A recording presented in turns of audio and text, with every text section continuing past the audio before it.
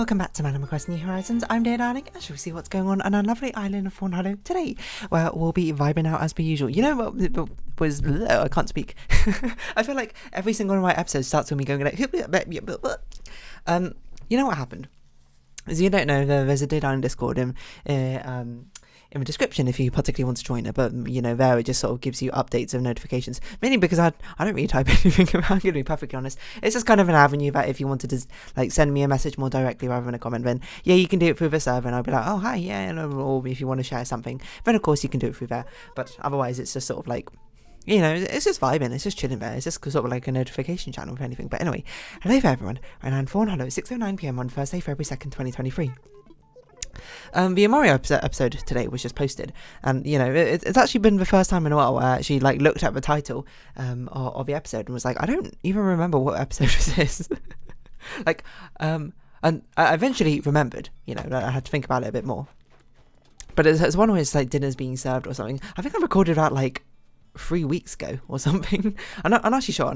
Let's see if it's still. It might still be in my my recording. Three weeks ago is definitely too far. It was definitely not that long ago. Maybe like a week or two ago. It feels like forever ago because I'm gonna be honest, I've nearly finished Over Mario now, which is a crazy part. Okay, let's see, when was this recorded? Hello, 21st of January. So it's about 2 weeks-ish ago. It's wild just to be like looking at that and be like, I don't even understand what this is. Anyway. That's a fun thing to talk about. Oh, there's actually this other quick thing I wanted to, you know, bring up because I was like, oh, I can't believe I actually know stuff about this. It's just a Tumblr post on Reddit, and you might be like, what are you talking about? Well, okay, there's a subreddit on Reddit called Tumblr, which is basically just like a curated Tumblr. A funny post, but you know, it talked about basically it talked about like this trope, which is very common, I feel like, in Disney Channel like sort of shows, especially that I can at least I get the impression that, oh, you know, I had something else I need to talk about. Okay, you know what, screw that conversation topic, we're going to talk about that another time. You know what I need to actually talk about, which I can't believe I didn't talk about yesterday, was the finale of Densle's, is that his name or their name, and animated like Animal Crossing shorts, which has been going on for like 20 something minutes or something. Hold on. The minutes? What am I saying? It's been going on for like months or whatever. Yeah, Densle, there we go.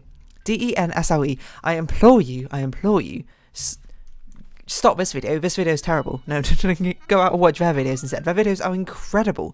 They are fantastic. They're basically Animal Crossing animated cinematic shorts, I suppose, is how I'd put it. Sort of like if Animal Crossing had like an ongoing like series or something, but you know, instead of it being like light and fluffy, it was a bit more like sinister, or like a bit more of a parody, I suppose, of like silly shenanigans which goes on in the game, you know, the extraction of the game mechanics, and then showing how ridiculous they kind of are, I suppose, in real life. They are fantastic, and really you should go watch all of them. But the finale, as I understand it, Reset Part 2, was released yesterday, and I didn't talk about it in yesterday's episode because I hadn't watched it at that point. I actually completely forgot about it. I only saw it on my subscription feed after I finished recording yesterday's video, and I was like, oh, I can't believe I didn't talk about that. I've got to talk about this right now. It is incredible. So I don't know, spoilers for the entire series, I suppose, if you haven't seen it yet. I'm not really sure what to say about it because it's not like I'm going to do some like literary analysis on it or something. As it's going on, but I'm just sort of like, it's so inspiring seeing it, being like, look at this amazing like cinematography, animation, or whatever. Animal Crossing, you know, it could be so much more. Like I don't know, part of me is just like, Nintendo, hire this person to like become a director or something of like an Animal Crossing series. You know, I would love for an Animal Crossing series just to be, you know, something more, I suppose, than just a humdrum life. Of course, I don't think it's something which could be like an ongoing series. You can't have like 6 seasons of it, probably. But just like something like this, you know, like a bit of a short, you know, just made like official or whatever, like with this animation. Just seeing Animal Crossing animated in that style, like the freedom from a grid-based system, the game mechanics which locks you into only so many customizations, seeing everything so open, seeing everything like be an actual like world you can customize and create. It just makes me be like, I kind of wish Animal Crossing looked like that. I really do. I genuinely do. It's just like, oh, imagine what you could do if you could have a fidelity of like, you know, Autodesk or Maya or something. In Animal Crossing, obviously, it's a little bit ridiculous, but still. Anyway, so if you haven't seen the series, then I'll give you a brief summary in case you don't actually want to go watch it. In which case, it's a shame. But it's sort of just like the adventures of Well, the first few episodes are sort of just like these random ones, but there's like an ongoing sort of like sinister plot happening with this villager who is called like Masked Villager or something. I don't actually know what his name is. Where he just sort of like appears as like a sinister, faceless player character, I suppose, in the game, and showing how the actions that people perform in the game. Obviously, us playing it, we understand it's a video game, but like if the Animal Crossing video game were like a reality for, you know, those characters, how very strange I suppose the entire thing is. And apparently this game wants me to dig up a grave, so weird. Like it starts, I can start, you can just look over videos, hold on. It starts with Lollie's crafting. I remember that. This is the one where it's just like, you know, your villagers are sort of just like late at night working and crafting on something, and when you just sort of intruding into the house demanding a recipe, then immediately leaving. And how weird it is. That's when you first see the masked villager. And then the great Pietro. I can't really remember this one. I think he like puts on a performance, and then like his house gets burned down, or is it his house gets burned down later? It might have been in town meeting his house gets burned down, or is revealed. But yeah, Morning Turnips, I genuinely don't remember if he even appears in that. It was just sort of just like, you know, how when you're trying to, you know, sell and buy turnips, I suppose, on other people's houses, and the annoying thing where it's like, please close all conversations. When people are trying to enter and exit someone's island. I mean, in boxes, when it really starts like coming up, where it's just like, oh, this person, you know, it's showing the black market trading side of Animal Crossing. Because especially if you didn't know, when this game first released, the black market for certain Animal Crossing villages, Raymond, was absolute insanity. People were paying legit real money sometimes for these villages as well, but mostly they were exchanging a Nook Mile tickets, and the highest I saw Raymond ever go for, I think, was like 2,000 and something Nook Mile tickets, which is insane. But anyway, it's just like this character, you know, Raymond is leaving her town, so she's like, okay, we're going to do an auction, and then it just turns out this masked character just keeps bidding higher and higher and higher and higher to get Raymond, and then the woman whose town Raymond's leaving is starting to realize sort of like the error of her ways, because she like doesn't really trust this person who's bidding, but then like she still goes through it anyway, because I suppose lured by the promise of amount of money that was being given in exchange for Raymond. And it's quite dark, because it's meant to be, you know, it if anything, I think it sheds a sort of light on like the disparity between the way some people like choose to approach to play Animal Crossing, despite the fact that in contrast to what Animal Crossing is presenting itself as, I suppose, or the intention behind it. In the first place, it's meant to be like chill, calm, and whatever, and like the villages are meant to come and go, but then some people are very rabid about their favourite villages and their favourite designs, and be willing to go to no through any cost to get what they want, and then like, of course, extracting that to an actual short makes it just be like a lot more sinister. And that's really, I think, when the proper sort of seed is planted, I think, for this ongoing arc. The character I don't really remember. It's just like it's a funny one, I think, of like someone trying to collect all the bugs and fishes before the season ends. The town meeting is when like it starts kicking off. This is like, you know, in boxes, that's like the prologue, and town meeting, that's like episode 1, where it's basically like you know, all the villagers of a masked guy's town complaining because he's doing these like horrible things, like treating the villagers terribly, which of course, in the story, you're just like, that's horrible. But then you like think about, if you think of it as a game, like most people do, like Masked Guy actually is just like a player playing the game. You'd be like, you know, it's like fictional characters, you know, they don't exist. You can still feel bad, I suppose. You can still feel emotions with them, but ultimately they are just programming in the end. But it's sort of just like, what if they weren't programming? And it's like, I don't know, he burns Pietro's house down, which is obviously not something you can do in Animal Crossing, and it definitely sort of steps over the line, I think, into the realm of insanity and psychopathy, I suppose. I can't remember the other ones, which has been said off the top of my head, but there's some other things which happen. Like, oh yeah, he like breaks into Nick's cranny, I suppose, after hours to like get oil or something. I can't even remember. Anyway, Isabel's dream. I don't remember what Isabel's dream was. It's, you know, it just was probably extremely well animated or something.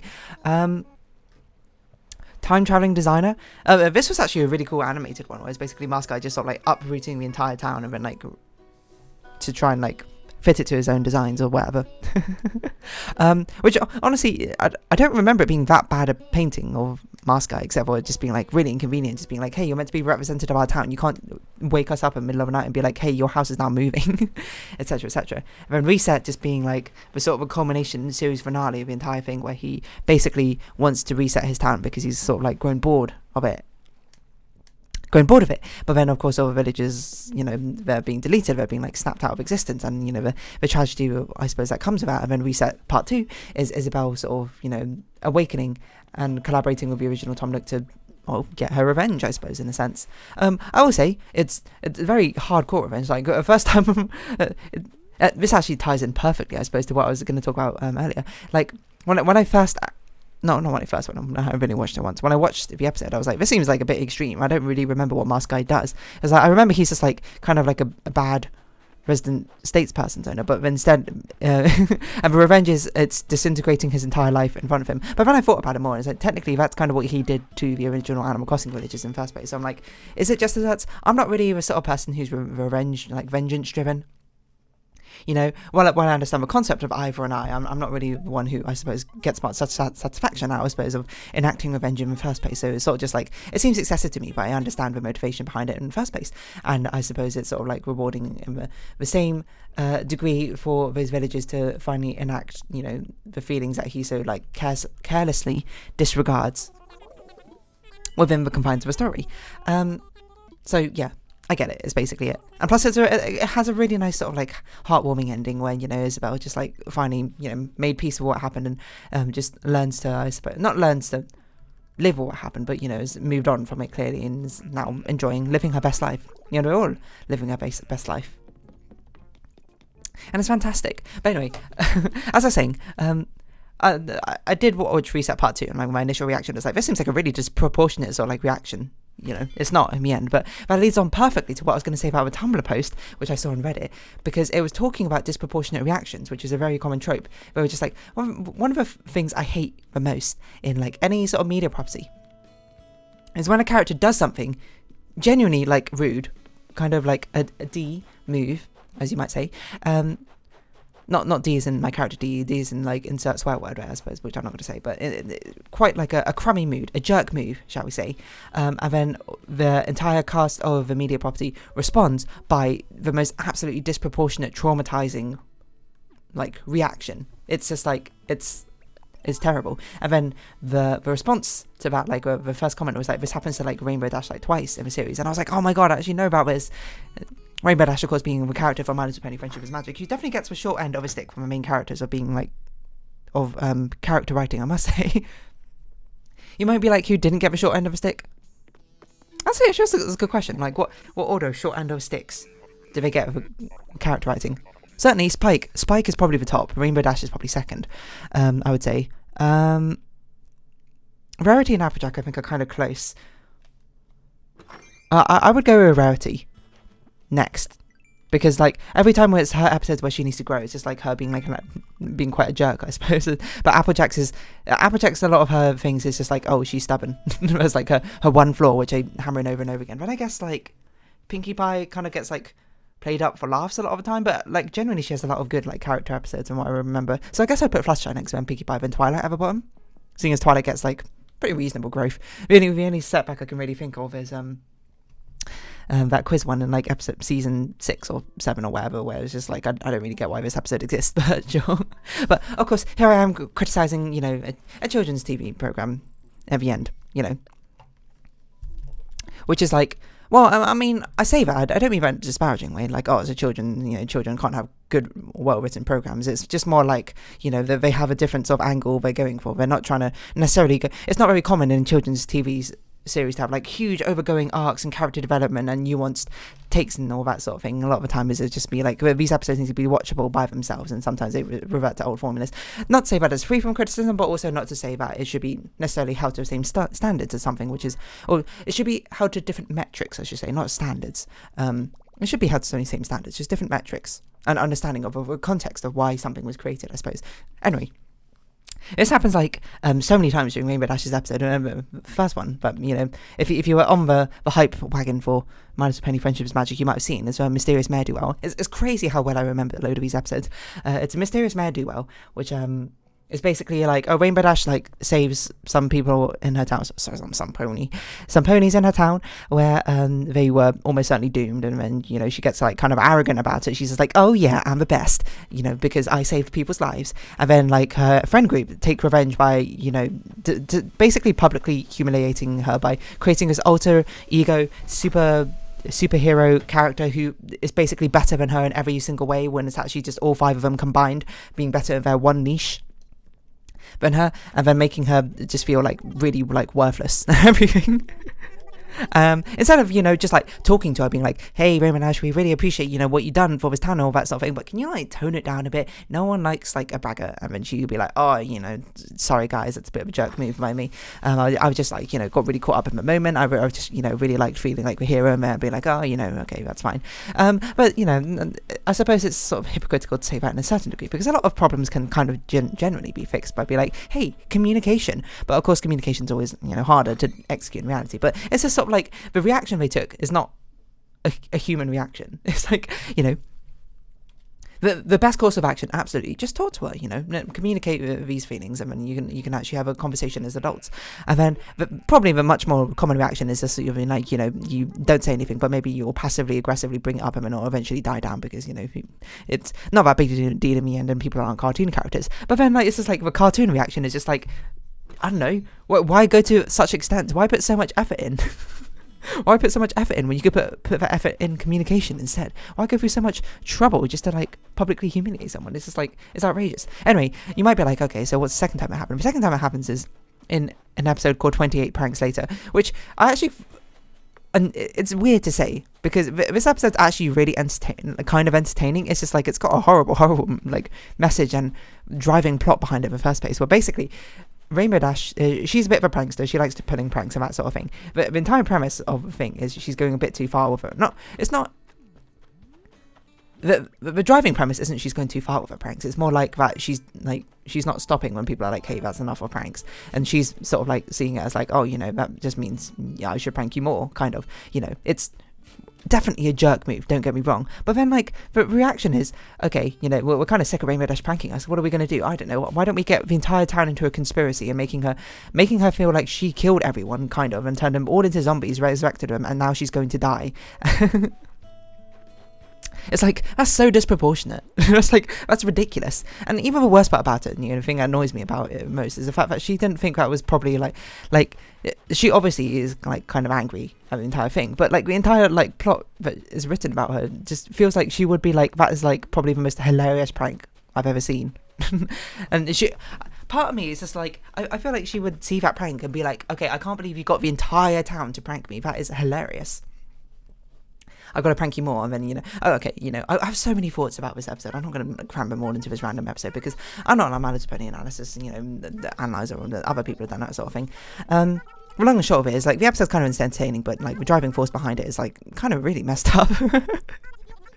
Like, it's a bit of a heavy prank to pull in retaliation for, her doing ultimately what is actually kind of a harmless prank. The prank which sort of kicks it up is the fact she like switched out the Girl Scout cookies that they were selling with ones which like dye your like lips pink, not pink, like a rainbow colour, which is kind of, it's not like extremely funny, but it's mostly kind of harmless, I suppose. It's like, that's a really disproportionate reaction. Anyway, so there you go. We tied together the two topics I wanted to talk about quite neatly into one episode. Yeah, I don't know. It's almost silly how many thoughts I have about that episode in particular, because that episode is just one I was like, this could have been such a good episode or a nuanced episode, and it's just like, it's just kind of like thrown away by like a, oh my god, so many weeds it, by such like a strange premise in the first place. It's wild, because I'm not going to say I'm like a professional writer, because I'm not. I'm hobbyist, even at best.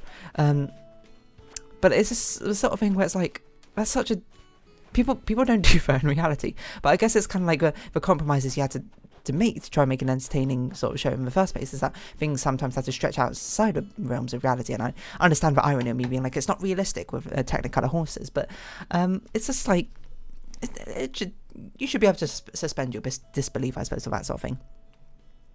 Anyway, it's lost potential, I think, episode. It's not even the worst episode, I think, honestly. It's fine. It's entertaining. It's just like, messed up, I suppose. It's I'm not sure if it's entertaining. It's like if you took it like, I suppose, as is, it'd be like, oh, this was like a zombie movie but My Little Pony fight. You'd be like, hey, it's actually, you know, interesting, you know, to a certain degree. But anyway, long story short, go watch Densle's Animal Crossing shorts. They're amazing. Reset Part 2. I don't know what I'm going to title this episode. But for now, if you have been watching, thank you very much. It's been Animal Crossing New Horizons. I've been Dear Darling. Likes, comments, subscription, shares are greatly appreciated. Twitter, Discord down below. Hope you see each other again. But for now, it's our farewell. So until next time, bye-bye for now.